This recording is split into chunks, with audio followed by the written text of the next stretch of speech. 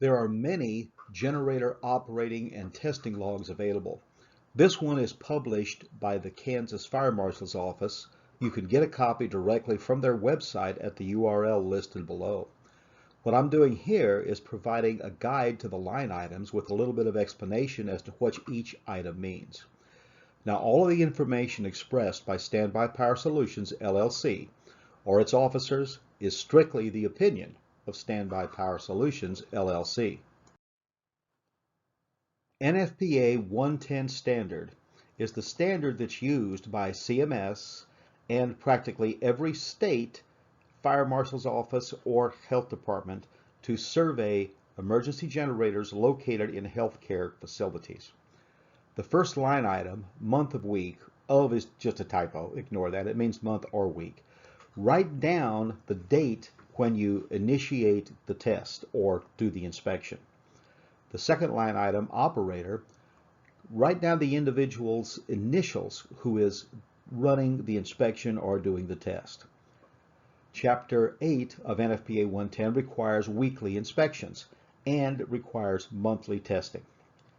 Start time, write down the time of day when you begin the monthly test.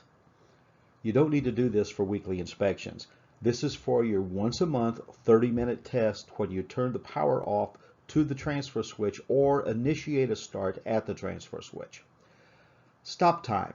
Enter the time of day when the test is completed. Elapsed run time. Subtract start time from stop time. This gives you the amount of time that you ran the test. Now you're required to run 30 minutes under load every month. Your lapse time should be 30 minutes plus the 5 or 10 minutes it takes for the generator set to cool down.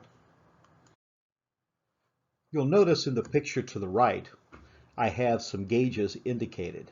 Now, pretty much every generator you run across is going to have either an LCD display screen or actual gauges on the front of the control panel. First, item number 6, oil pressure / temperature. The machine you have will most likely have an oil pressure gauge. Just write down the oil pressure. Now, it's unlikely that the generator will have an oil temperature gauge. It could, but it's not likely. So ignore the temperature aspect of this. Fuel oil pressure. There is no code requirement to record fuel pressure. Most systems do not have a fuel pressure gauge.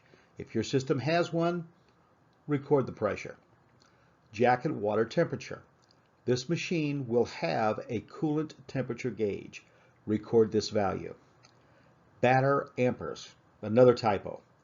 2 problems. It should say battery, not batter. There is no means to measure battery amperage. However, you are required to take weekly battery voltage readings. Acquire an inexpensive multimeter from any hardware store, parts store, Walmart, whatever. Check and record the voltage weekly. Measure the battery voltage at the battery with the engine at rest and use your multimeter. Phase, amps, and volts. A 3-phase generator will produce power on 3 live conductors. These make up phases A, B, and C. On the generator control panel, the phase selector switch will sometimes read L-1, L-2, or L-3, or it may just read 1, 2, and 3. It all means the same. The controller will allow you to switch between the phases in order to get your readings. When you switch the selector switch to read amps, the voltage readings will follow along to that particular phase. The machine will have both a voltmeter and an ammeter or appropriate digital display, as you can see by the photo at the left. Record these readings.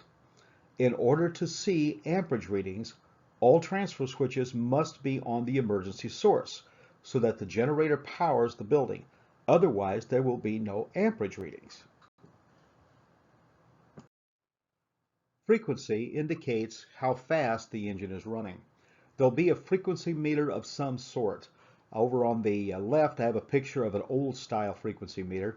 Down below, that's a picture of an LCD screen readout. Now, this particular one automatically scrolls through all the different readings that are available from the controller. Transfer time in seconds. In most applications, and in particular healthcare facilities, you only have 10 seconds from the time the utility fails until the time the generator picks up the emergency load. To test this, you want to initiate your monthly test from your automatic transfer switch. You may either use the test switch on the automatic transfer switch, as I have pictured to the left, or turn off the electricity to the emergency circuit.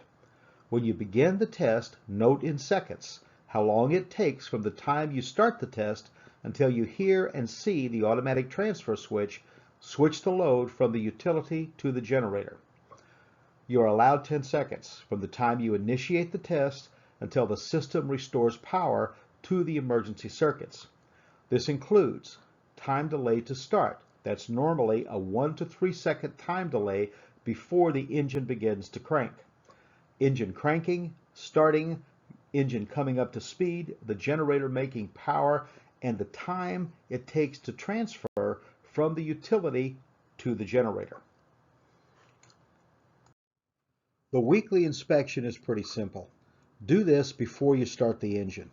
The engine should be cold and not running. Include these checks along with your monthly testing as well.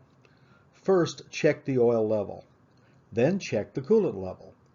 Look into the radiator itself. Don't pay attention to the overflow bottle, they're not very accurate. Take the radiator cap off and look down into the neck. The fluid should be all the way up in the neck. It's okay if when the machine warms up it evacuates a little bit of fluid. Fluid leaks. Look for coolant leaks, oil, battery acid, and fuel. Oil in an unusual place could be leaking from the governor, or LPG condensate from the fuel system. Check the belts and hoses. The belts should not be cracked or frayed. The hoses should not be leaking or cracked. Take a look at the battery and cables. You need to check the battery voltage every week. Do this with your multimeter. The battery cables should be tight and clean. Check and record the battery voltage. The cables should not be corroded or frayed. Make sure the battery cables are not stressed or rubbing against the frame. The exhaust system should be intact. The rain cap should be working. A bad exhaust system can allow water, when it rains, down into the engine, so make sure that's good and tight. And check your fuel level. You need to record this. You will need enough fuel to run through the duration of your emergency plan.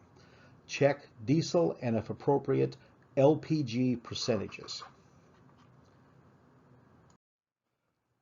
All information expressed by Standby Power Solutions, LLC, or its officers is strictly the opinion of Standby Power Solutions, LLC.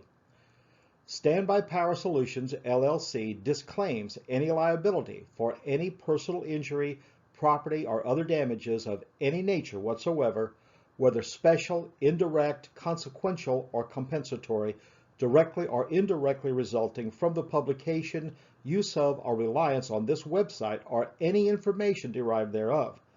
Standby Power Solutions, LLC also makes no guarantee or warranty as to the accuracy or completeness of any information contained herein. Anyone using this website should rely on his or her own independent judgment, or, as appropriate, seek the advice of a competent professional in determining the exercise of reasonable care in any given circumstance. All rights reserved. Do not reproduce without express written permission.